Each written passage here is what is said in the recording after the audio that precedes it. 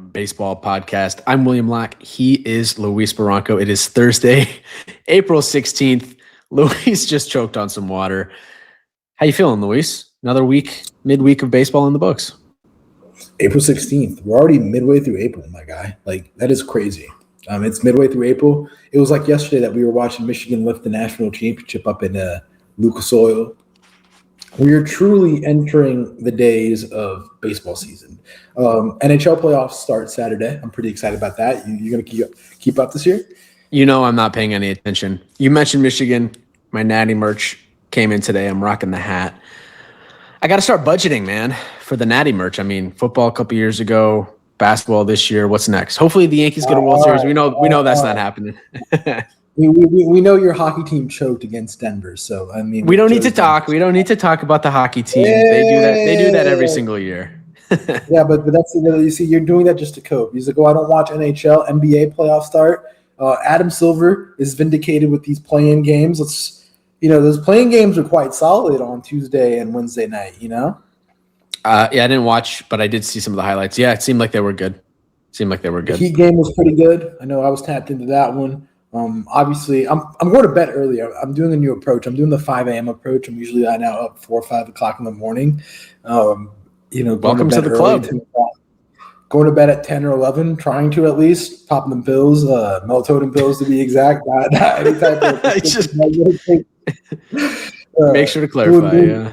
Just clarifying that, doing that, getting into the running game, lifting, trying to be a hybrid athlete. Maybe, next thing you know it, I'll be rocking a hat and I'll be on influencing with, dark tones on the videos, and it'll be the motivation. It's like, oh, don't quit. That's just how I feel everything goes. I feel like Miami has slowly but surely, infected me in a way. Yeah, you're one of the few people in Miami that's not an influencer. I will say the early morning workout is superior to the afternoon workout. I've been an early morning person ever since graduating college, and I can't do the 5 o'clock gym packed. My body's already tired. I can't do it. It's not for me. I love the 5 o'clock. It's hot. It's prime time. It's at 7 p.m. Sunday night baseball slot when everybody's watching you. Your game of the night. You're there, and if if you're about it, you get production.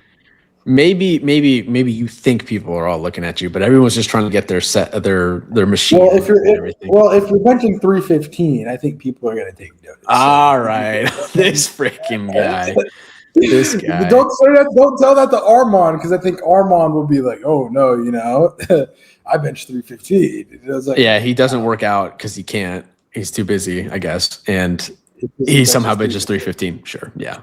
Can we also talk about? Let's go to baseball now. Can we also talk about? I want to ask you: is Merrill Kelly for Ernie Clement, a fair trade in fantasy baseball?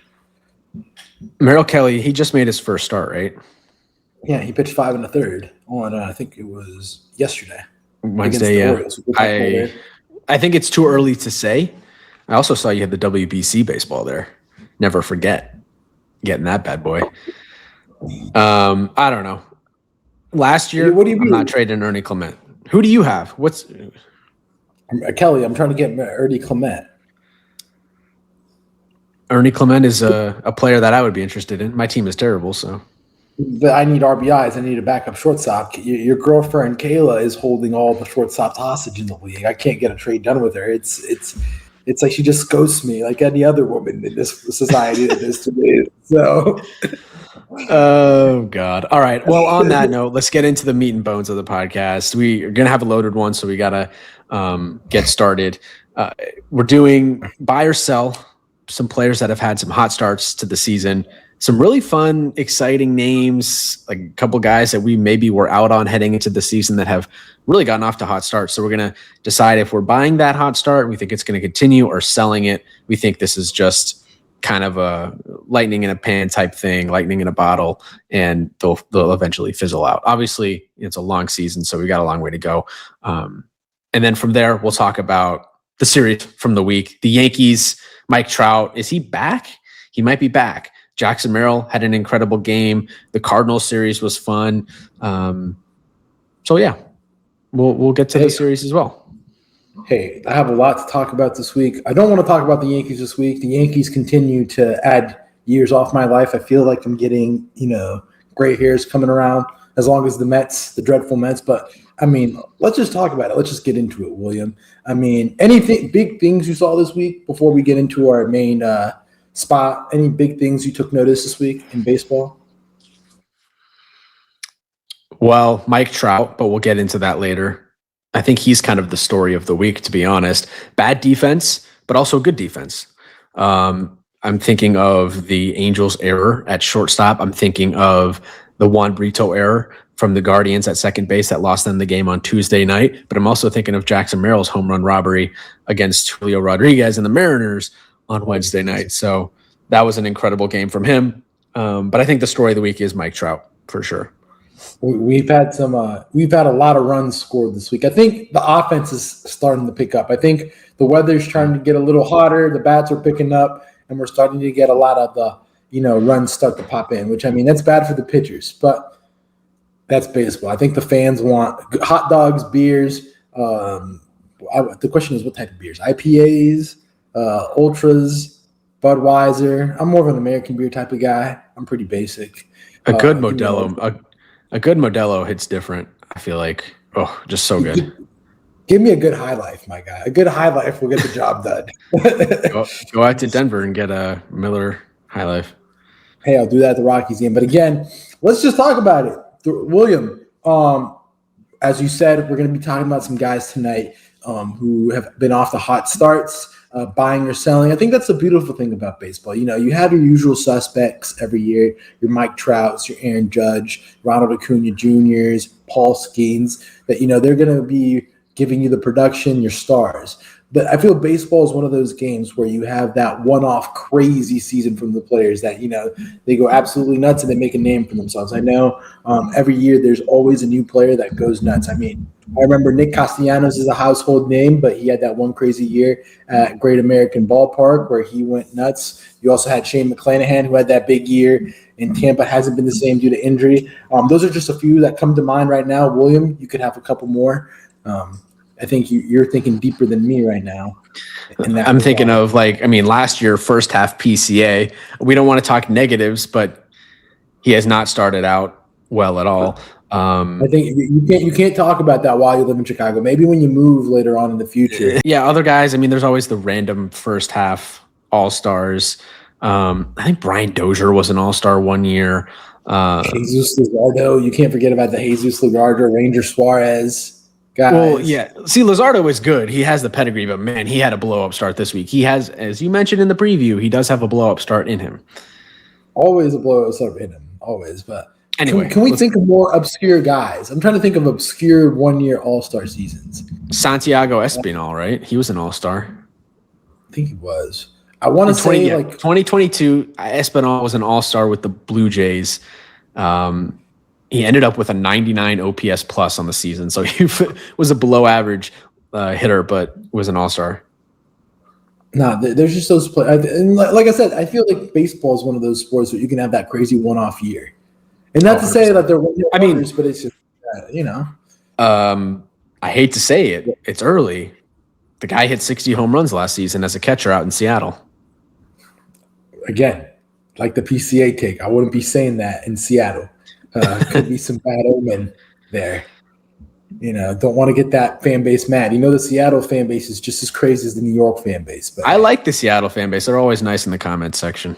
Yeah, they're always nice in the comments. But let's get into it, William. Who's the guy that you're off a hot start that you want to talk about tonight? Yeah, I'm going to talk about Oneil Cruz. He is off to a hot start this season. He is hitting .316 with a 947 OPS. The Savant page is a sea of red right now. The average exit velocity, 97.4%, which ranks in the 100th percentile. I think it's second in the league right now or tied for first. He's been incredible, a lot of fun to watch. And the only thing that kind of worries me about Cruz is the strikeout rate is still very high. So last season he finished with a 32% strikeout rate, which was in the second percentile across Major League Baseball. And so far this season, he has a 31.6% strikeout rate, and he's still whiffing at an incredibly high rate, 40%. So it's kind of like the same story with him in the sense that it's a lot of strikeouts, a lot of whiffs, but he hits the crap out of the ball. He's hitting the ball harder than pretty much anyone else in the entire league. And he already has 5 home runs to start the season. You know how we both feel about the Pirates. We feel good about them to start the season. The lineup feels very different. Another guy that has a hot start or is off to a hot start for that team is Brandon Lau. I think he's like 7 home runs at this point in the season. He's been very good. So maybe I'm a little bit more invested in Oneil Cruz's success over the course of 162 this season because there's more protection in that lineup versus years past where it was pretty bleak out there. There's some legitimate hitters in that lineup now. So I'm going to say it's a soft buy. I'm not like, going out and buying a bunch of shares, Oneil Cruz shares, but I'm also not selling him. Like I believe in him because he's always been just a savant wizard in terms of exit velo and all that stuff. And the expected numbers are pretty good for him too. Like, his expected slug, for example, is a 561 and he has a 566 OPS, 566 actual slug. So he's right in there. I think he can continue, having a solid season. Is he going to be playing this at this level the whole season? Probably not, but I'm going to say a soft buy of Oneil Cruz. I believe in him. You know what? I'm also going to be a buyer of this, and this is going to sound like a crazy take, but I feel like, he is the most important bat in the Pittsburgh lineup. It's a hot take. I feel like, we give a lot of credit to the Connor Griffin. There's usual suspects. That is Marcell Ozuna, who struggled. There's also Brian Reynolds, but I think Oneil Cruz is the most important guy in this lineup. If Oneil Cruz can give you those 30 home runs and he can steal those bases and be that, Ellie De La Cruz type player that, we always compare Ellie De La Cruz and Oneil Cruz. They're always going to be looked at in the same light, not only because of division, but they're the same type of archetype of these rangy, tall shortstops, well, now center fielder. I mean, if he's able to produce that, I'd feel really good about the Pirates going very far within the playoffs and into the playoffs more so. And so, yes, I'm going to buy. It seems like, again, with the protection, and I just feel like there's just a different vibe in Pittsburgh this year. They're already off to a great start, and we'll talk more about them later, but they're already off to an 11-8 start, tied for first in the Central. There's so much to like about this team right now that, you can only be a believer to this point. 100%. Yeah, they're exciting. That division is exciting, which again, I think we'll talk about a little bit later as we get into kind of the series recaps and everything. I believe in the Pirates. I do. It feels like a different team this year. So Oneil Cruz is my first guy. Who's your first guy? I think we're staying in division here. We're talking about the Central. The NL Central has a lot of guys that have shown up this year. And one of the guys that we've talked a lot extensively in our fantasy baseball league group chat is Jordan Walker. Jordan Walker, at the ripe age of 23 years old, it was 3 years ago when we were looking at him to be one of the best prospects in baseball. And it was always a matter of time of when is he going to click? When is he going to get it going? And lo and behold, it's 2026. He's clicked it. People are writing him off last year after a tough year, but man, his savant page is 99 percentile, 94, 99, 97, upper 95s in most of the major batting percentiles. And, he's also a very good runner on the base pass, 92 percentile, and he also has a great arm out there in the outfield. Making the move out from third base to the outfield kind of looks like he's more at home this year. The splits are looking great this season. He's hitting 368 against lefties and 300 against righties. He's hit a bunch of homers this year. He's hit 8 home runs thus far. And, man, it's so good to see a guy, when you look at the Cardinals, at a team that was looking at, this year as being kind of like a lost year, kind of like a let the kids play, a type of, see what we got type of year. To see Jordan Walker actually prove himself and be that guy, be that really good player and be the guy that you can trust as the leader of the pack in your rebuild. Again, in 2025, he hit 200 off righties and 255 off lefties. So it is clearly a huge jump. I've seen videos of him from last year and this year where he's adjusted his swing, and boy, oh boy, he is raking the ball this year. Yeah, only correction there. He did play right field last year full-time, didn't play third. It was his first year. So again, there's like learning curve. We saw it with Jazz We've seen it with players move from second to outfield, or Tatis moving from the infield to the outfield. There's always some type of learning curve, learning a new position in the outfield, and there's also like the defensive struggles that happen. I think you're getting confused. He's always played outfield. I'm looking at the numbers right now. He played third base. I want to say he played third base. He's always been a right fielder. Bro, I am literally. You're thinking of someone else. Really? He's always been an outfielder. No, he was drafted as a third baseman in 2020. Yeah. Well, they moved him to outfield. He's been, ever since he got called up in 23, he's been the outfield. Whatever. Yeah. It's fine. Yeah. I just want to get it right. I thought I was going crazy here, No, but the craziest thing about Jordan Walker, he's the same age as JJ Weatherholt. When I saw that, I was like, oh.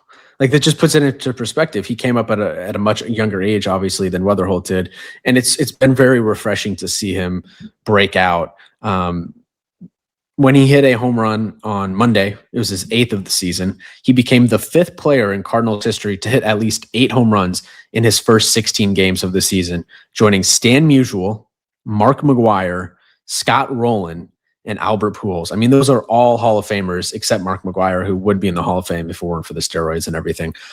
That is an incredible list to be on. Obviously, it's kind of one of those stats where you're, 5th player or 16 games. Like, it's very selective in the way they're carving it out. But still, that's very impressive. His hit streak is extended to 10 games after he got hit in Wednesday's game. The K rate and the whiff rate still bad. That's the thing that concerns me. Walking at a decent clip for 8th percentile, and walk rate right now at 8%. But yeah, the expected numbers are what you love to see in the exit velos. He's hitting the ball hard. It's not like fluke. It's not a fluky thing right now. When you look at some of these guys that are off to hot starts on their savant pages that we'll get into a little bit later, like, seems like, this might regress to the mean. Obviously, Walker isn't gonna, be hitting 8 home runs in his first every 16 games. He'd break records if he did that, but he's going to have a good season. What would you set the over-under at home runs right now for Walker on April 16th for the season? 30, 35, 33 and a half. I'll put it over there. I honestly like him. I'll take the over. Honestly, I like the player, man. I like what the Cardinals are building out. Like we said in the preseason, we didn't think it was going to be a grim year, but now, you got building blocks in Weatherholt, and then you have Jordan Walker. I think that's just a great start. And guys like Alec Burleson are also playing pretty well. You got a bunch of prospects, and it was first, like you said, it was a grim year. Now it's looking like this could be a retooled and be back in contention next year. I like Heimblum running the ship. I think they're going to fade. I think Walker, I would take the under on 35. I think he's going to have a good season. 33 and a half. Under 30. He ends up with 31. But I still don't think the Cardinals are that good. Like, Weatherholt has been struggling. Hit a home run in the Guardians series, but he's been struggling ever since kind of that first weekend. 2 homers. I don't know. 2 homers on the season. They're 10-8. I don't think they're going to make the playoffs or anything. Maybe they'll be decent next year, though. If Walker is a legit piece, that's exciting for sure. But they have pieces. It's Walker, Weatherholt. So they got pieces. They got to extend Weatherholt. Yeah, I'll go with my next guy. Grant Taylor from the Chicago White Sox. Kind of a guy that, unless you're a real big baseball nerd like we are, you kind of really don't look at the guy. But the guy's been pretty damn good for the White Sox. This year he has a 1.86 ERA in 9 and 2/3 innings. He started 4 games. He's a reliever, but the White Sox are slowly starting to stretch him out into a more of a starter's role. And there's a lot to like. Like I said, the velo is high. It's 99th percentile for the fastball. The chase rates are at 92nd percentile. He has good extension. And to me, he seems like a guy that when you end up with at the deadline, if you're a team trying to play around, get a nice setup, man, maybe the Yankees give the White Sox a call and get him, because I feel like he could be a guy that can be tuned, and he's had a decent season. Again, he's been one of the big bright spots for the White Sox so far, and they are planning to extend his role into a much larger role. Would love to see the Yankees go out and get a guy like him. They probably won't. He's going to be highly coveted, and he's super young, 23, so he's a bunch of years of control under his belt. I think so at this point. The White Sox are not a good team. We'll talk about them maybe a little bit later as we get into the Rays series. But yeah, that's a good one. I don't really have much of a response, to be honest, but that's a little bit of a deep cut. I know people were kind of picking him as a potential breakout guy this season, and it seems like he is so far. I mean, look, it's just a guy he may not be that starter, but I think he'll be a great, little setup, closer role maybe with that good stuff. He has a couple pitches. He pitches a sinker, fastball, cutter, slider. Again, probably you take him in and you get his 3 pitches and maximize 2 to 3 pitches into the relief role. But again, there's something to play there. My second guy is Nico Hoerner. He has gotten off to one of the craziest. Hoerner has gotten off to one of the best starts in the league so far. I mean, he's hitting 324, 410 OBP, 507 slug, 2 home runs, a 159 WRC plus, and a 917 OPS. Nico Hoerner has 2 home runs, and it's April 16th. He did not get his second home run last season until June 27th. He's fifth in F-WAR right now across all of baseball at 1.2. Still very early, but he is racking up WAR.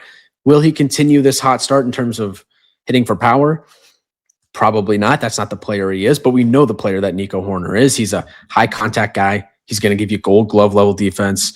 They just gave him the extension right now. I know it's very, very early in the season, but that extension is looking like a hell of a bargain for the Cubs. That said, looking at his Savant page, which I'm pulling up here on the YouTube now, if you're watching on Spotify video as well, you see the average exit velo is pretty low. The barrel rate is pretty low.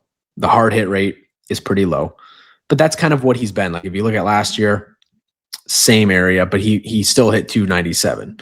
Like this, the hitter that we know he is. The thing that I love about Hoerner is, and I think the reason that anybody would want to have him on their team, obviously, is the Gold Glove level defense, and it's he doesn't strike out, man, and that's just so valuable in 2026 when guys are just part of the game. Pitchers are better than they've ever been. Guys are striking out at incredibly high clips, and Hoerner's just a guy that's going to get on base, get hits, walking at a 60 in the 62nd percentile right now at a 10% clip, and playing great defense. I love Hoerner.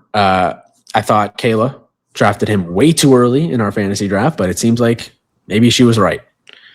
Bro, Kayla's team right now, and I think I just glaze Kayla every time on this podcast when her fantasy plays.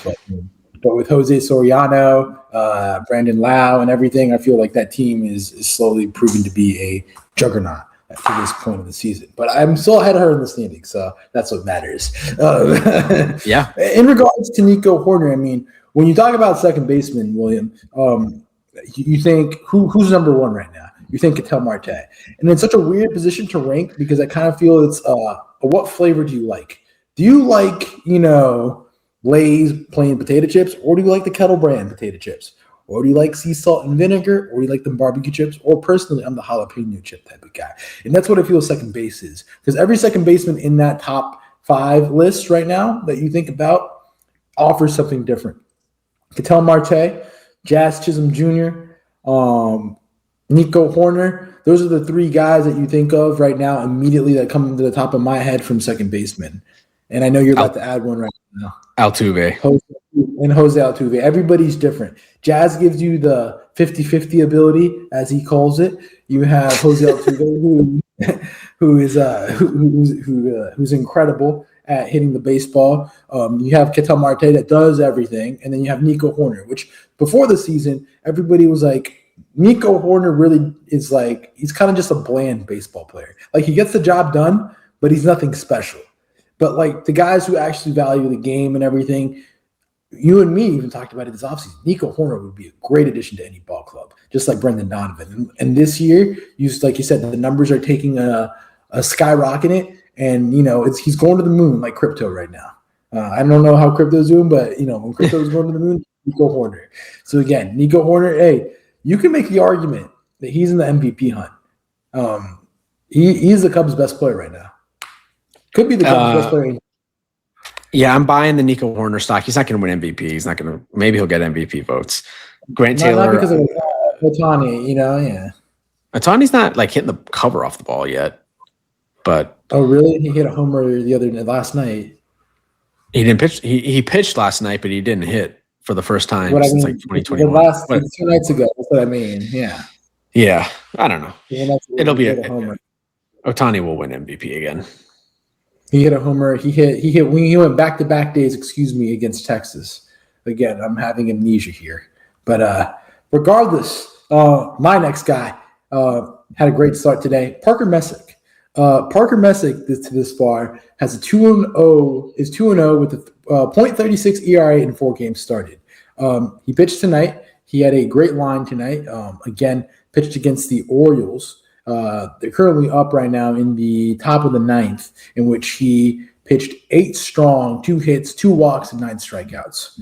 Talk about a start. Take a bow. A guy that debuted last year for the Guardians, pitched 7 games, won 3, lost 1. He came in with a 2.72 ERA and a 1 WAR, but to this season, his outings have been elite, like tonight's, and he's had some great starts prior into in the season. So in regards, he pitched against the Atlanta, went 6 2/3, 4 hits, 2 walks, 5 strikeouts, got the win, and then he pitched against the Dodgers, in which he went 6 strong, 0 earned, 5 hits, 5 strikeouts, getting the job done. Again, he's a guy, when we talk about Cleveland was a team that, we really doubted, like, what's their pitching looking like? But, I mean, Cleveland's pitching development needs to get some respect up there with the Seattles of the world, in the sense that, they flip an arm like a Shane Bieber or like a CC Sabathia or a Corey Kluber, and they already got somebody up ready to go. And Cleveland is in good hands with Gavin Williams and both Parker Messick leading the Tide. Yeah, I mean, look at the fastball velo, 92 mile an hour average fastball velo, but the average exit velocity is very low at 86.4 miles per hour, and the chase rates are high. So he's a stuff guy, 4-seam change, sinker, slider, curve, cutter. That's a 6-pitch mix. Very good stuff. I'm buying this. I think he's, he probably won't finish the season with a sub-2 ERA. That would be pretty incredible. But if he's in that 3 range, I think that's where he'll end up. 2.72 last year, like you said, across 7 starts. Let's see what he, if he can get up to 30 starts, maybe around, 100, 180, 200 innings pitched. That's always the goal, I would say, for a modern pitcher. He's one to watch, maybe like more so in the Max Fried mold, in the sense that he's not going to be throwing 100 miles an hour past your face, but he's going to mix and match. And those are my favorite type of pitchers. I like pitchers that get crafty and can get you out, with decent stuff that can get you out than those flamethrowers. The flamethrowers are nice to watch, but I just love a guy who can throw a good curveball, good changeup, cutters, 2-seam, those pitches. So, again, like I said, Cleveland, he was not even – when you think about Cleveland, you don't even think that he was going to be one of their top pitchers this year. You'd expect like a guy like Tanner Bybee to be in front. But honestly, he's arguably their best pitcher right now. Yeah. Cleveland's off to a surprisingly hot start. My next player, and it's more of like, it's a player and a team. I think the Reds are this hot start for the Reds. I think it's legit. I'm buying Red stock. And the reason Wait, time out. You're buying an Ohio team. That's a big claim. As I wear the Michigan hat. The reason I'm doing this is because they have Sal Stewart in their lineup this year. And it just adds an entirely different dynamic. He has 7 home runs already to start the season through his first 80 plate appearances. And we talked about it in the preview. He provides legitimate protection for Elly De La Cruz, who Elly De La Cruz already has 6 home runs to start the season. His career high is 25 or 26 home runs. I think it's 25 home runs. I think Elly De La Cruz is hitting 30+ home runs this season because he has 2 legitimate boppers in Sal Stewart and Eugenio Suarez behind them. Chase Burns has been solid to start the season. They have Hunter Green hopefully coming back later in the season, going to be post All-Star break. But if those 3 guys, De La Cruz, Stewart, and Suarez, can be consistent for them this season, and we know Elly has MVP upside, I feel good about this team. I know the rest of the lineup maybe isn't the most exciting, and the bullpen has had its issues this season, but I just think Sal Stewart brings such a unique dynamic to this lineup. Makes me feel sorry. The starting pitching hasn't been great. The bullpen has been solid. Got those mixed up, but I just think Sal Stewart brings a different dynamic to this lineup this year. And you look at the Savant page, which I'll pull it up here again as I produce and talk.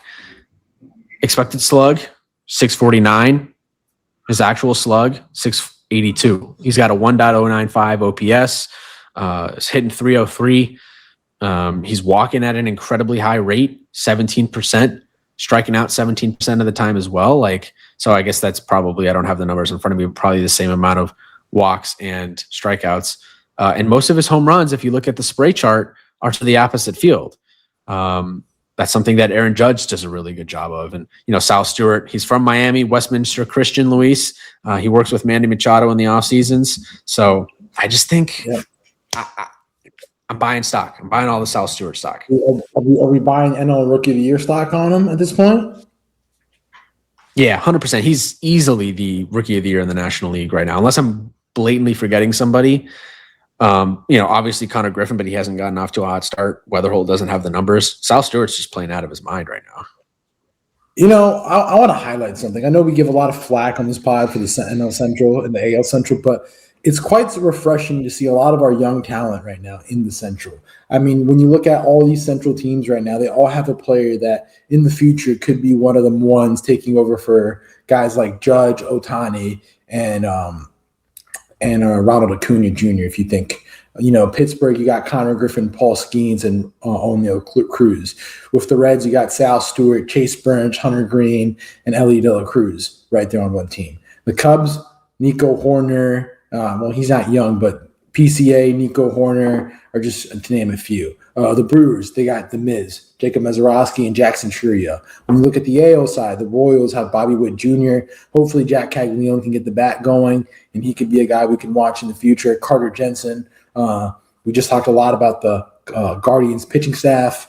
The Tigers, they got Kevin McGonigal right now. And then you also have Max Clark. Hopefully he gets together in the minor leagues. And then the Twins have a good farm system right now with a bunch of guys in AAA knocking on the door. So it's great to hear that the game is in good hands in the heartland of America. Yeah, usually the Central divisions are more boring. But this year, I think the National League Central might be the most fascinating division in all of baseball. They're all fascinating. They're all fascinating. But I think of the Cubs. They're the team that went out and has spent a bunch of money. But then you have the Brewers, who have won the division the past couple of years, and they finished with the most wins in all of baseball last year, and they notoriously don't spend money. Then you have the young upstart teams like the Pirates, who have the best pitcher in the league, one of the best pitchers in the league, the best young prospect in the league, and Connor Griffin. They retooled their lineup. They feel really good this year so far. You have the Reds, who, again, Sal Stewart, I just think brings a different dynamic to that lineup. They have Ellie De La Cruz. There's some real talent there. They have the starting pitching once Green comes back. And then you have the Cardinals, who are off to a hot start. Maybe they'll fall off a little bit, but they have Jordan Walker having a breakout season. So I just think JJ Weatherholt as well. JJ Weatherholt, the Central's fun.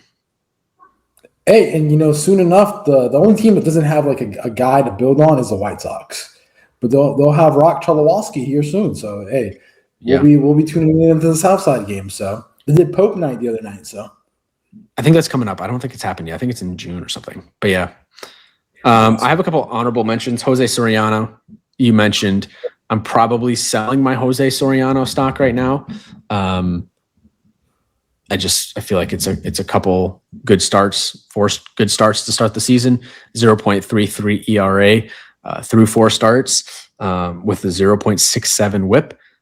The average fastball velo, he's 97 on the fastball, but the expected ERA is a 2.79. So I just think, I don't know. I think the numbers will even out a little bit more with him. He is an elite ground ball pitcher, 94th percentile right now in ground ball rate for the Angels. Ben Rice, he's off to an incredible start, been one of the best hitters in the league. I think he leads all of baseball in OPS, at least he did a couple nights ago. Aaron Boone wants to use Ben Rice as a platoon bat. even though, he won't tell you that. He'll say that he's not a platoon bat, but every lineup, when a lefty's starting, Rice is on the bench. So to me, that says this guy's being treated like a platoon. That's the Yankee supercomputer in the back telling Boone what to do. Yankee analytics. And I get it. I'll hold my Yankee take because I have a good question for you. Okay. Austin Martin. That's one. So Austin Martin is off to a very good start, and I feel like absolutely nobody is talking about him. And we all remember Austin Martin was absolutely incredible at Vanderbilt, was the 5th overall pick in 2020 by the Blue Jays. Did not work out there. Gets traded to the Twins. Through his first 52 plate appearances, he has a .316 batting average with a .947 OPS, hit a home run in the Red Sox series, his first of the year. The average exit velocity is in the 4th percentile, and the hard hit rate is not good. The barrel rate isn't good. So, he'll probably regress a little bit to the mean, but what I really like about Austin Martin so far this season, 15% strikeout rate, very strong, and the walk rate, 23% walk rate. 100th percentile. So that I think that leads all of baseball in walk rate right now. To me, he's been hitting leadoff for the Twins. He profiles as a very good leadoff hitter. And for a guy that we didn't even know if his career in baseball was going to work out, he's only 27.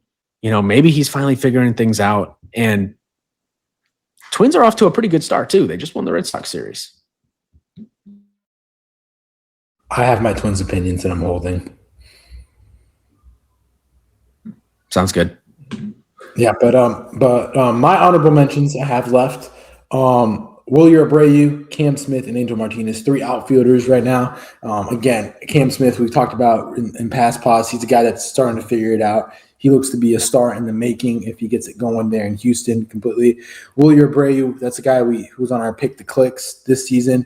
We're big fans of him. Finally good that he has an everyday role out there with the Red Sox and his bat's picking up. So he's a good bat and a good outfield defender. And then finally, Angel Martinez is a guy right now that is providing a spark for the Guardians. Again, the Guardians are hot right now. It's not the usual suspects. It's not the Stephen Kwans of the world. It's the Chase Waters, Angel Martinez, Parker Messick's leading the charge for the Guards. Yeah, and Austin Martin, he's hit some leadoff, hit second, some too this year. It's kind of playing maybe 5 times a week, 4 times a week right now. So he's still technically a bench player for the Twins, but I think he should at least be a starter for them right now. He has been solid. I have two others. Jeremiah Jackson for the Orioles. He had a couple home runs in one of the games in the series they had this week. He has 4 home runs on the season. Hasn't walked yet, which is a bit of a concern. But he's hitting .321 with an .899 OPS, a .571 slug. So he's been very good, filling in at second base for the injured Jackson Holliday. They're going to try to find him at bats once Holliday comes back. He'll probably play some right field out there in Camden Yards. So he's been off to a nice start, versatile player for the Orioles. And then Riley O'Brien for the Cardinals, another good reliever. I got to pull up his Savant page because his Savant page is very impressive. If you're watching on the YouTube, you obviously can see it. Sea of red. He has 5 saves on the season. He's 31, College of Idaho guy. Shout out. But yeah, sinker, sweeper, slider, basically a 3-pitch mix. And it's just, that is incredible. That's my closer. That's my most reliable closer in fantasy baseball. When I have David Bednar, Johan Duran, and Lucas Ursig, Riley O'Brien is my number 1 closer. And Ursig blew a save today, so. Well, don't remind me. I am very familiar. I watched that. So, all right. Again, let's get into the week review, man. Where do you want to start out this week? I think there's one series that happened in the Bronx that we should probably lead with. I know you didn't want to talk about it, but this team, man, I have a hard with the lineup changes and everything. Why can't the Yankees just go to Wall Street and hire a couple of analysts from like Goldman Sachs and Morgan Stanley to run their analytical department? Like, why can't they? Like, honestly, the Yankee analytics team is mind-boggling. One night we'll have Randall Grichuk be in the lineup for 3 consecutive nights. Buddy can't hit the barn side of a barrel. I can do so many jokes, but I'm trying to keep it PG here. Randall Grichuk. Jazz Chisholm has more ABS failed challenges than homers at this point, and we're 11% through the season. And Ben Rice is getting used as a platoon bat. I think the one big positive out of this week is it looks like Aaron Judge is starting to heat up. The weather's heating up, which means Aaron Judge is heating up. And for the week that was for the Yankees, let's just talk about what happened. Monday night, they won 11-10, which right now is getting called Game of the Year, which is kind of crazy. We're only, 11% through the season, and we're all. There's no way. Are we 11% in? We're not 11% in. We are. I looked at, there's a graphic showing Jazz Chisholm and showing 50-50 race, and so. We are 11%. Oh, wow. We are like 11%. Yeah, 11% in. Yeah, you're right. For the season. You're right. Sorry. That Yankees doesn't feel like it. Yankees won 11-10. Again, the pen sucked. Luis Heel stinks. Jake Bird got sent to AAA, and that was more of a move just because, they needed arms for the amount of arms that were used on Monday night. Tuesday night, Angels won 7-1. Again, Ryan Weathers was great, but striking out 10, but he gave up back-to-back home runs to Trout, Adele, and Soler. Again, he was okay, maybe more suited for a bullpen role. Yankees won Wednesday 5-4, where Oswaldo Peraza, after he murdered the Yankees on Tuesday night, decided to give back to his team after going 3 for 3 and a homer on Tuesday, letting Jazz Chisholm get on base with a failed pop-up there in the outfield. And then beautiful, as you see on YouTube or on Spotify video, the wonderful walk-off hit from Jose Caballero, where Austin Wells is a great slide, which he bunted his way on, which was crazy on last night's game. Like, Austin Wells is doing everything right but hitting the ball right now. And then today, the Angels won 11-4. Again, Mike Trout passed his audition today, his Bronx audition tonight, this week. I don't know. I know the Angels would never do it. It came up to my mind this week that the Angels would never trade Trout because that's just the Angels. The Angels are just one of those poverty franchises in our game, just like the Cincinnati Bengals, where they'd be like, "Oh, why do we have to help other teams? Why do we have to, why do we have to give a good player up? Why can't we just keep them?" I mean, the Angels, all they care about is putting money into their pockets, and for that reason, Mike Trout will never get traded. And if this week was an audition on in 161 in the Bronx to be a Yankee, he did a great job. But again, that's just wishful thinking. That's just something I'm just going to have to live in a fantasy and in my dreams.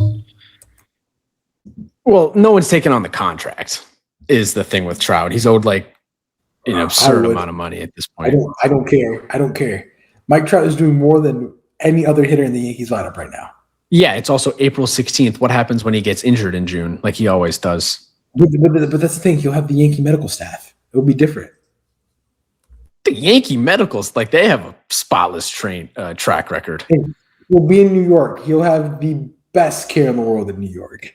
You understand how many hospitals there are in New York? He's in Los Angeles now. Anaheim, not LA, Anaheim. Get it right. No, it's different, huh? Look, it's different. Mike Trout, I'm telling you, Mike Trout just he did things to the Yankees this week. We'll just say that, all right?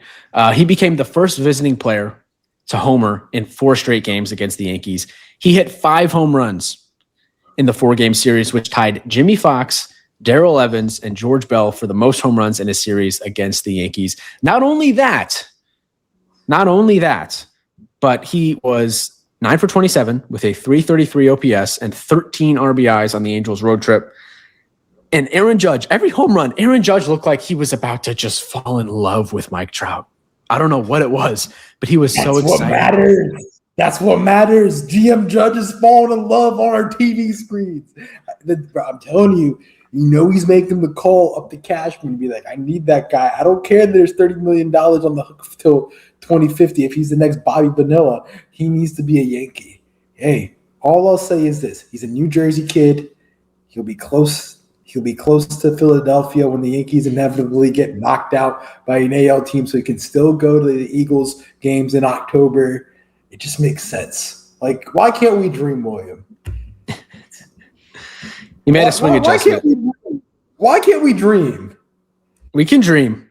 He made this swing adjustment. I'm playing it right now. He's stepping back. You see the little step back? He's doing the Arenado step back. Pretty interesting. He did that. He started that at the end of last season. And then I think he started this season doing it and did it in spring training or something, and then ditched it to start this season, was struggling, brought it back. Now he's hitting well again. Trout said, quote, "It just keeps me from getting stuck and spinning and being under the ball. It gets me to a good spot to be able to go forward instead of when I don't do it. It's just I get stuck back there and then I just spin off my back leg, and that's when I get under and start chasing. I was doing it in BP last year and never took it in the game until the last month, had success with it and did it in the offseason and came back in the spring. I felt like I was in a good spot where I didn't really need to do it. And now he's doing it again. Interesting approach. Trade him. Let me just pull up the numbers on the contract because I know it's a lot. So he's owed $35 million for the next 5 seasons. So through 2035. So what's 35 times 5? Sorry, not 2035, 2030. $175 million left on that contract, around there. It's a lot of money. Yeah. If Judge wants him, Judge will get him. Judge wants him. Stanton has 2 years left, right? Next year versus last year. Why are you trying to get now? You're trying to get rid of Stanton. Like, what is this? Like, are we hot and cold with Stanton this now? I'm not trying to get rid of him. He's just owed a lot of money. 29 this year, 25 next year. And then they'll never trade him. No one's taking that salary on, man. No one. Look, only one can dream of Mike Trout being on a good team. Mike Trout and being on a good team is like saying me ending up getting a date with Margot Robbie or with a female these days. It is one of the more interesting conversations because this is an all-time great. I mean, we're talking inner circle Hall of Famer, and he's just never really played in any relevant baseball games. Like, the highlight of his career is probably, at least in terms of big moments, was striking out against Ohtani in the WBC final. Hey, again, we can dream. I mean, we can get both Captain Americas on the same team. That'd be great, but it's not going to happen. But again, I mean, the takeaways here: Angels are pesky, and the Yankees just stink. The Yankees bullpen stinks. It's April and it stinks. We need new bullpens. I'm tired of seeing, like you said, ERC, Carlos Aranje, all those guys do berserk lines, and we're having to suffer with Jake Bird, Brent Hendrick, Ryan Yarbrough come out, and we're having to see Fernando Cruz literally be like a tennis serve every time he pitches. He does a tennis grunt. I don't know if you've noticed that. Oh, it's again, I enjoy Fernando Cruz, but it's getting to the point that it's just like we're not going to have any viable relievers by July. Yeah, he's incredibly loud. Yeah, I mean, he has 2 pitches, really 1 pitch, and it's the splitter. Look, the Yankees bullpen is really bad, and it's a major concern because if the starting, like, you just have to rely on the starting pitching so much to be so good, and like you have to rely on Ryan Weathers, Cam Schlittler, those guys to give you 6 or 7 innings a night, so you don't really have to rely on the pen. And even then, you don't really trust anybody in the pen. Like, Bednar has been pretty shaky this season. Right now,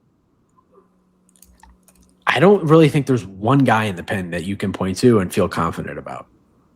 I mean, Yarbrough was really bad today.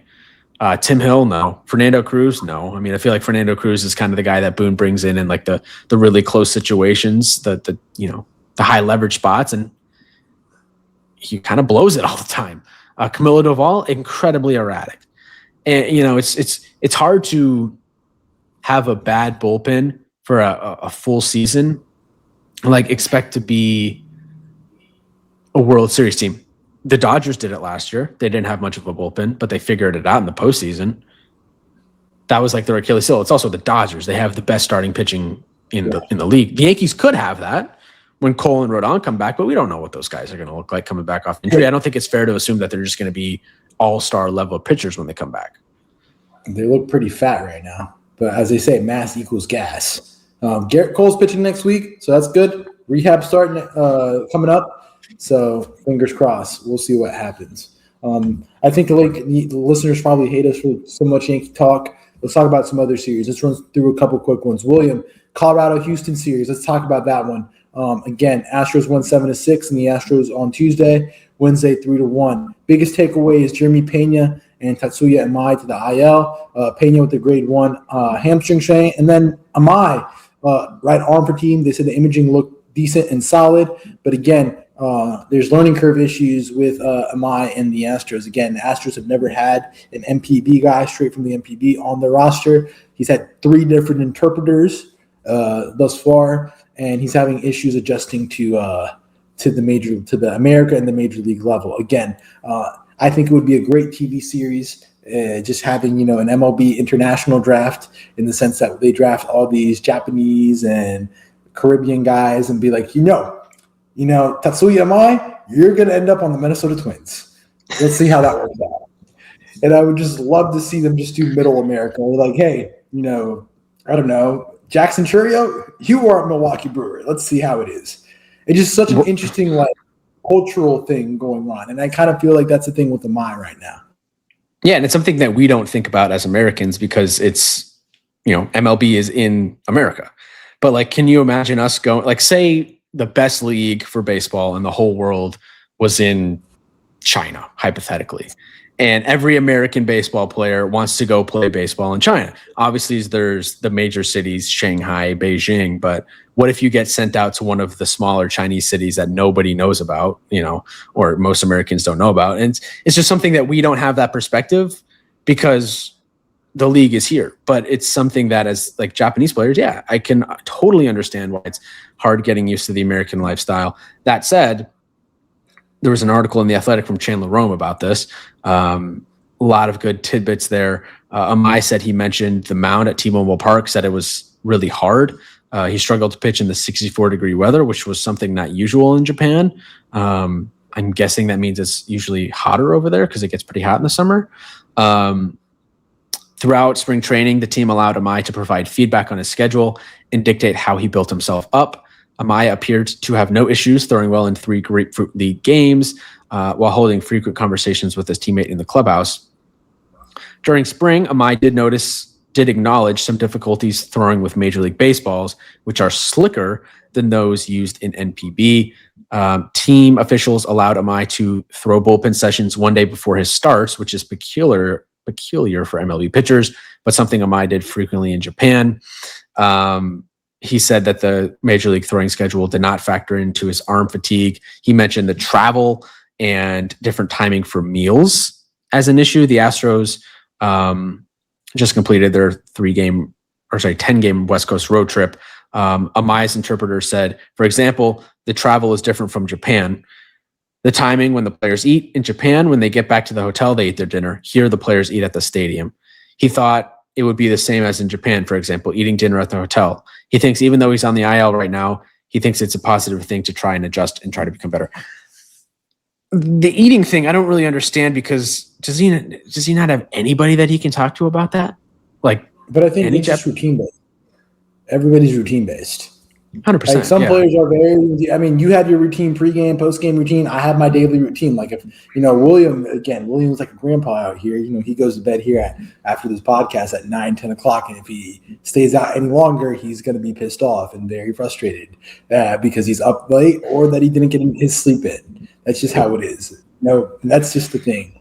And it's just an adjustment period. And again, it's really hard to do that in spring training because, again, in spring training, you're only localized to such a small circuit that now you're in America, which America is a huge country. It's one of the largest countries in the world where, they just said that the Astros just got a road trip done in Sacramento, Denver, and where was it the other place they were at? In Seattle. So he went through he was 3 different time zones because Houston, Denver, and the West Coast. And, your body clock is obviously screwed up. And that's something to keep in mind of. I mean, it's off the baseball things that matter.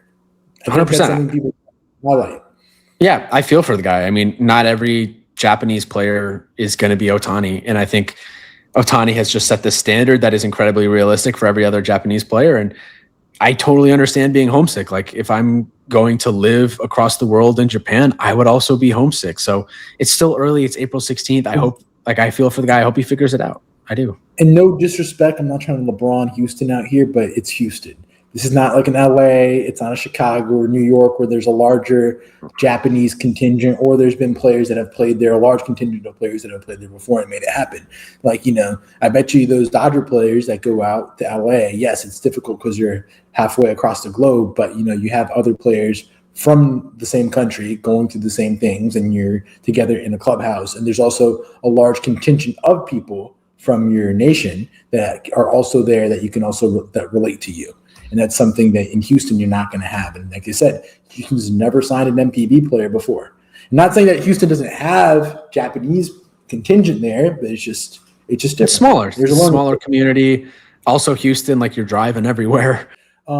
Next series, let's talk about Seattle, San Diego. Padres won Tuesday night, 4-1. Pivetta had elbow inflammation. The reports were not looking good, as I read. And then you had the Jackson-Merrill game last night on Wednesday where they won 7-6. Robin, J-Rod, walk-off RBI double. We're down 6-0, and they came back to win the game 7-6. Munoz gave up 5 earned runs in the ninth. Padres were down 6-2 in the ninth, and they scored 5 to win. That's the 7th straight win for the Padres.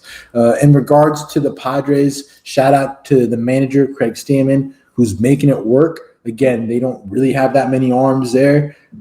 Again, Pivetta just went down with a flexure strain. Those aren't really good to deal with. So, again, some way, somehow they're making it work. And Tatis isn't hitting for power right now. So somehow, some way they're making it work. Yeah, it's obviously early. That Merrill game was really fun on Wednesday night. The walk-off double right down the line, placed it perfectly. Yeah, they're 12-6. They're kind of keeping pace with the Dodgers, who are 14-4 right now. They're only 2 back. The pitching, though, is still going to be a major concern for this team all year. Randy Vasquez has gotten off to a pretty good start. Wasn't great against Seattle last night. But they have Michael King, who's still there, but like Herman Marquez, Walker Buehler, Joe Musgrove just had his return date pushed back, I believe. So, yeah, there's concern with the pitching. But did you see that interview with Luis Campusano? No, I thought it was kind of funny. I sent it to you on Twitter.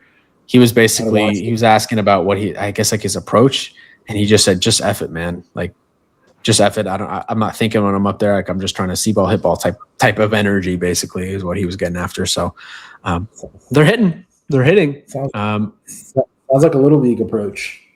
Yeah, see ball, hit ball. Shout out to the Pods. Fun series. Pods. Tampa, White Sox. I know you got some Rays takeaways. Rays won 8-5, 8-3, and 5-3. That's 6 straight for Tampa. Again, Tampa is, of course, you play a New York team and you get right. That was the same for the A's. That's the same for the Angels. That's the same for the Rays. Nolan Schultz with his debut on Tuesday nights. He pitched about Noah Schultz. Noah Schultz. Excuse me. He pitched 4 in the third, 3 earned, 3 hits, 4 walks, 4 strikeouts. Yeah, it wasn't great. Struggled in the first, but got through 4 in the third, so he was decent. Sam Antonacci, also the Italian WBC player, made his debut for the White Sox on Wednesday, but a blown save for Sir Anthony Dominguez in the 9th on Thursday allowed the Rays to win the series. Big home run for Junior Caminero. And that's 6 straight for the Rays. I told you before the season, I said they were going to be pesky. Right now, they're first in the American League East at 11-7, a game and a half up on the Yankees. Right now, Fangraphs gives them a 43% chance to make the playoffs, which I don't know what the preseason odds were, but I can guarantee you that they were not higher than 43%. So they're off to a very good start. Fun little series this weekend in Pittsburgh. They're playing the Pirates, Rays Pirates. Skeens versus Rasmussen on Saturday is a really good pitching matchup. So their lineup right now, 4th in average, 5th in OPS, 4th in stolen bases, and 6th in OBP. Playing good ball. They're gonna be a tough out. I'm not saying they're gonna make the playoffs. I'm just saying they're not gonna be a fun team to play. because they do all those little things right and they run the bases and et cetera, et cetera. We kind of know what we're getting from the Rays, but kind of had a feeling they were going to be back this year, and seems like they are. Yeah. Reds, Giants. Things got chippy today in today's game. Reds won 2 out of 3, winning 2-1 Tuesday. Sal Stewart hit the homer. Pagan with a hamstring injury got to save. We'll miss some time. Sal Stewart with two homers last night. Again, on Wednesday when they won 8-3, and today they won 3-0. Again, Reds were one hit. The Giants got 3 off Brock Burt. Tempers flared. Sal Stewart at the end got into it with Eric Miller. Again, a lot of people were hit by a pitch, but this is a good series win for the Reds again. Not too high on the Giants right now. Giants are trending in the wrong direction with the whole Tony Vitello stuff. Everybody's making the Tony Vitello clips on Instagram and Twitter, and it's not looking good right now for the Giants. Yeah, not feeling good about the Giants. Not feeling bad vibes out there. And I talked about the Reds earlier, so don't have to say anything else here. Harrison Bader's hit the IL. I know he's a pod fave, so not good stuff. Again, Devers is struggling as well. He's that. So where else do we want to go? Let's go to Kansas City and Detroit. Tigers sweep the Tuesday game. They came back. They scored 2 in the 8th to win 2-1. Kenley Jansen got the save. He's at 479, passing Lee Smith for 3rd all-time. Wednesday, they got the 2-1 win, which the Kevin McGonigal got the extension, 8 years, $150 million, with a buyout in 3 years for free agency. It was quite funny. I don't know if you saw the press conference with McGonigal, with Kevin, that, Scooble, as I said, are you taking the boys out for dinner soon? Like, when's that happening? So good to see that happen. And then they won today, 10-9 after Lucas Erceg blew the save. Tigers scored 3 in the 9th with Colt Keith walk-off single. Tigers have now won 6 in a row. They're getting hot. Yeah, the McGonigal extension buys out 3 years of free agency. I think he's going to be a Tiger for life, which you got to be excited about if you're a Tiger fan. As if Scooble didn't just break the arbitration record. He's getting paid. It's funny, exactly. But nonetheless, I'm telling you this: the Tigers are going to win this division by a lot. I know they're in third right now, technically, but Fangraphs gives them a 65% chance of winning the division. Second best is the Minnesota Twins at 44%, which is hard to believe. I just think the Tigers are the class of this division. Tigers, Sox this weekend, 4 games set. Then they play Milwaukee and Cincy. So kind of a tough little stretch there for the Tigers, but McGonigal's a true pro. They're good. They're good. And the rotation's a lot of fun to watch. And Kenley Jansen, he's going for save number 500 this season. That's all I got on that series. I like that team a lot. Did you hear the news about Comerica? Yeah, they're changing the name next year. Yep.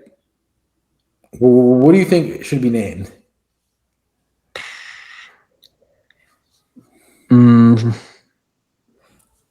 I was going to say something, but I'm not going to. I don't know. Little C. Huh? You're going to have to text it to me after. Yeah, we'll talk after. Yeah. It's nothing bad. Nothing. Yeah, like Little Caesars, or you could do like GM Ford, something like that. Ford Field Part 2. Ford Park.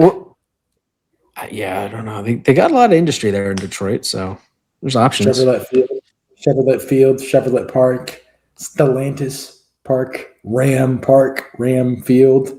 That would be pretty badass. Like, we're going to Ram Field. Yeah. When the players get free trucks and everything. The one thing I would miss if they name it like a car thing is I'd miss the Chevrolet backdrop at center when they have the cars. It's a clean stadium, man. It's clean.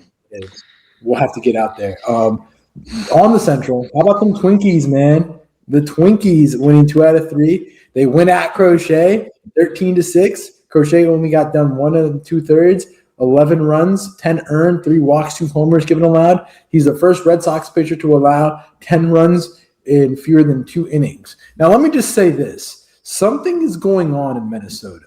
I have no idea what's going on, but the Minnesota Twins offense has something against number one pitchers because they went at Framber Valdez. They went at they got after the Rays pitching staff. Like, if you're a number one pitcher, like, you need to be careful of whatever, what is it, target field. Max Scherzer gave up 8 and 2 and 2 1/3. There's something going on out there. There's a reason why, I dropped Andrew Abbott in fantasy. He's pitching there on Saturday. I'm telling you, there's something about target field with pitchers. It's tough. Yeah, worst start of Crochet's career. He has a 7.5 ERA right now. He said, quote, "My command as a whole has been spotty. I've gotten away with it a little this early in the year, but tonight they made me pay. It was weak contact, hard contact, walks, hit by pitch, a little bit of everything." He also struggled with his velocity, which is a concern. He averaged 94.5 miles an hour on the fastball Monday night, the second lowest average in the start of his career. He allowed a total of 10 earned runs during his first 7 starts of last season, a number he tied in just Monday night's game. That is a concern. I think it's one of those games that you just burn the tape and forget about it, and whoever you're starting up against next, go out and attack them. Mick Abel had a really good start on Tuesday, and also Taj Bradley has gotten off to a good start for the Twins as well. So 2 guys that they acquired at the trade deadline last year in their fire sale have actually been pretty good for them to start the season. So I still think they'll fall down to earth a little bit, but good series win for them, of course. Hey, to the point, Will Regatz on Twitter, he's the beat writer for the Vikings, said Skubal, Valdez, and Crochet at Target Field in last week, 11 innings pitched, 28 hits, 7 walks, 22 earned runs, 18 ERA for 3 lefties. They kill the lefties. They got cameras out there in center field, in Target Field. I'm just kidding. I don't know. They could have trash cans, buzzers. Who knows, man? Carlos Correa could still be living in the past there. His legacy could be there. William, anything on the Cubs this week? Winning 2 out of 3. Phillies won 13-7. Javier Assad got shelled on Monday. Cubs won 10-4 and 11-2. Cubs bats are coming around. Got to be excited about that if you're a Cubs fan. Moises Ballesteros is playing well. We talked about Hoerner. Swanson had a home run in this series. Colin Ray had a good start coming in the second, and then Shota's been good. He only allowed 2 home runs this season through 4 starts, 2.45 ERA, went 6 innings, 1 earned, 11 strikeouts on Wednesday night. Matt Shaw had 3 doubles. They hit Philly around, and Luzardo was really bad on Wednesday. 5.1 innings pitched, 12 hits, 8 earned. Philly, I don't know. Atlanta, Philly this weekend is going to be a lot of fun. That's a big early series. 3 straight series losses for Philadelphia. I mean, we'll talk more about that Sunday night when we review do a temperature check on the divisions. But again, that's 3 straight, losing to the Diamondbacks, Cubs, and the Giants. Again, their series win is against the Rockies, of course. So again, Rockies and Nats thus far. Again, let's go down to talking about Arizona, Baltimore. Diamondbacks won 2 out of 3. Diamondbacks took a 7-1 lead, but they blew it. Again, Pete Alonso go-ahead 2-run homer in the 7th, big homer. Then Tuesday night, 4-3 win for the Diamondbacks, and then Wednesday they won 8-5. They got 3 in the 10th. William, any takeaways from this? D-backs continue to play good baseball. Jeremiah Jackson, who I talked about, off to a hot start. He drilled Orioles manager Craig Albernaz in the face with a line drive foul ball on Monday night's game. He had at least 7 cheekbone fractures and a broken jaw. So he's going to be banged up for a good while here. Very serious injury. And Jackson signed the ball and said, I think he had a home run or a grand slam later in the game, very huge home run. And he signed the ball and gave it to Albernaz and said, like, my bad, bro, or something like that. So I thought that was kind of cool. But yeah, it's dangerous over there in the dugout.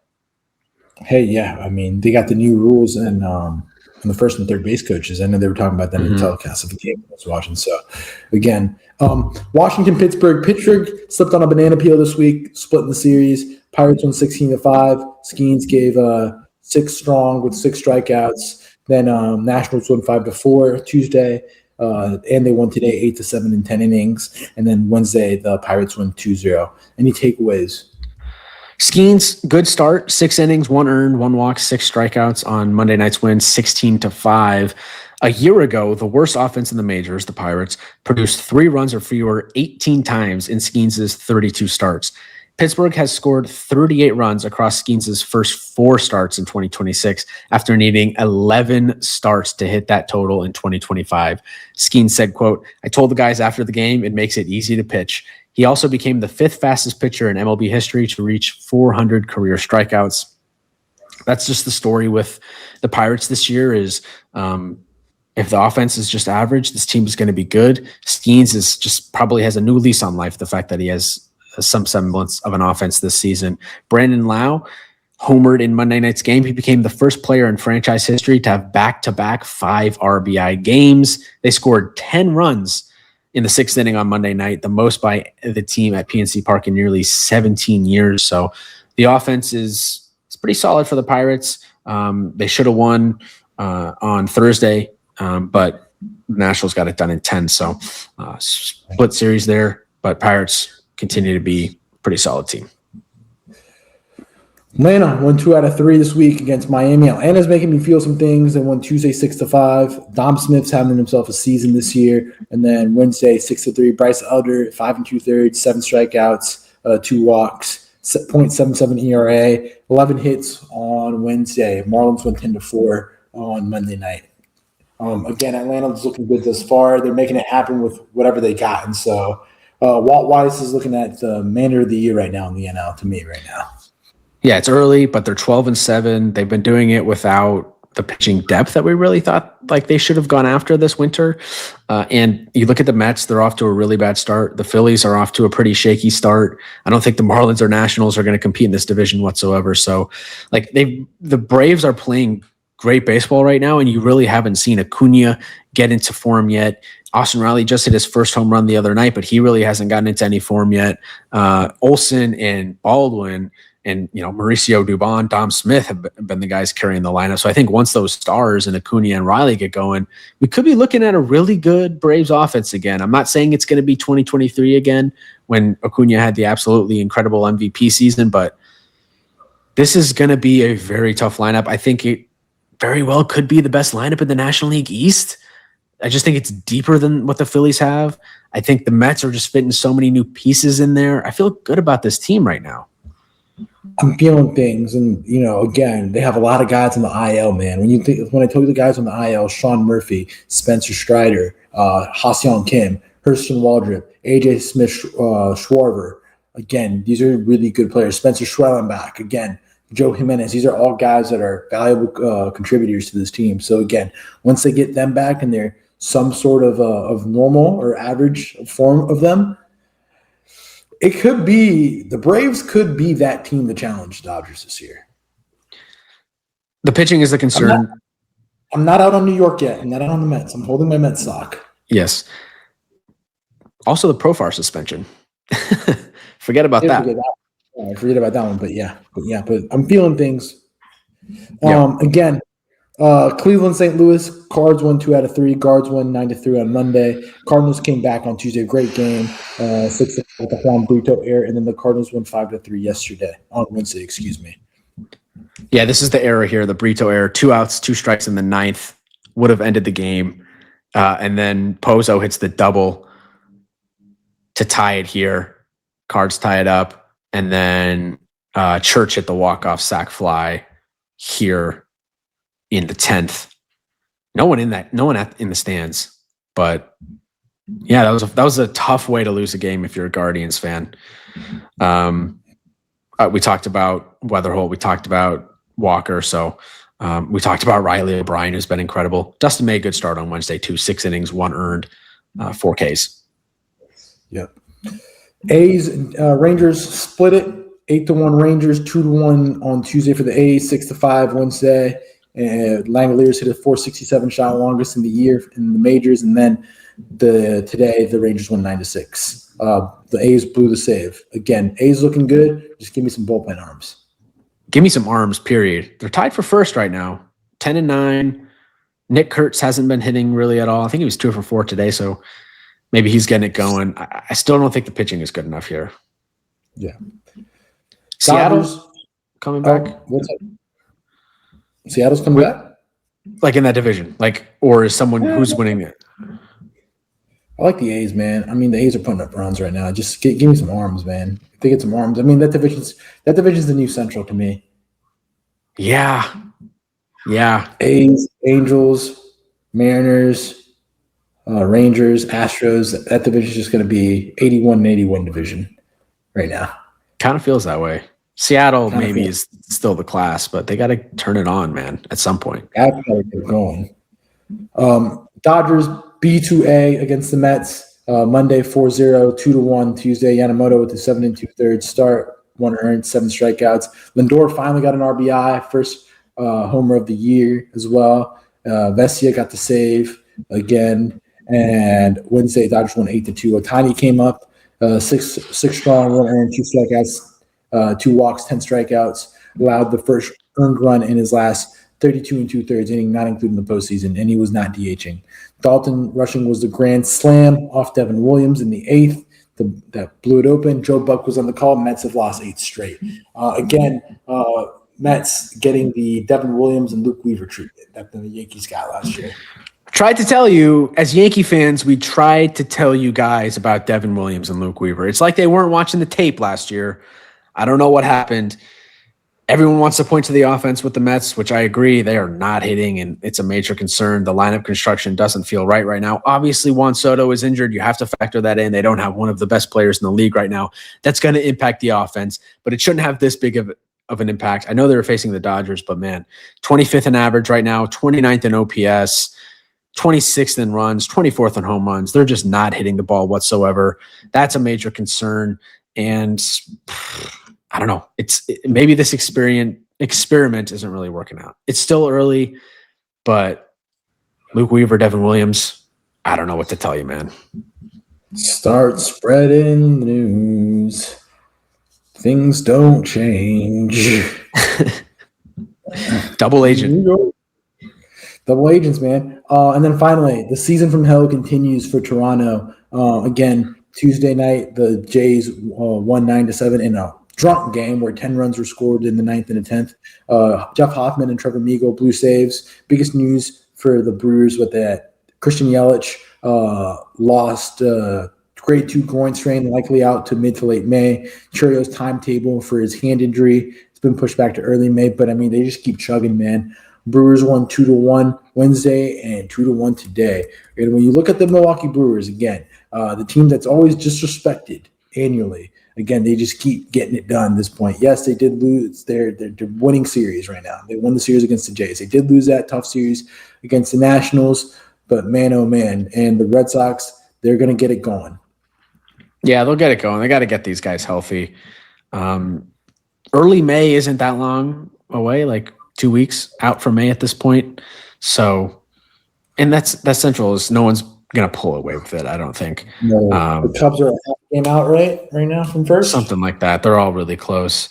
The Blue Jays are in Arizona this weekend, so it doesn't really get any easier for them. Scherzer is going to start on Saturday, back where he used to play, and then they go to L.A. to play the slugging Angels. Hey, they get right with the Yankees series. You know, ever don't have it going, just play a New York team. That's going to be this year's motto. If we had a T-shirts made this year, have a problem, go to New York. Play a New York team. Play the Yankees or the Mets. Go to New York. I might employ that strategy with my life. I might just have to go to New York and fix my life. You know. Good. Who do the Mets play this weekend?